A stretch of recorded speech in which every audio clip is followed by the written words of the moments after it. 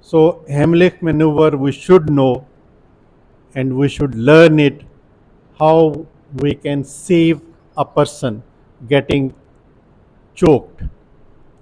And this is a simple maneuver that you get at the back of the individual, make a fist of one arm, and with the other hand you press up and in and up, and till the person will cough it out.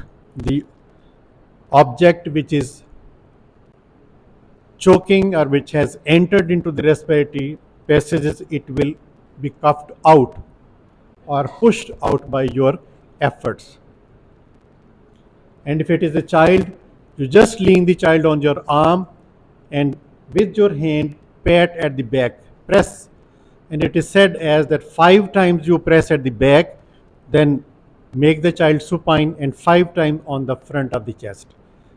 Once in prone position 5 times, then in supine position. By keeping the child on your arm and supporting, it may not fall. So this is the Heimlich maneuver in children. And in adults, it is like this: you get at the back, make a fist of one hand and hold it with the other hand at a place above the umbilicus and between the xiphisternum, and you push it inward and upward, and that will cough out the object which is being choked.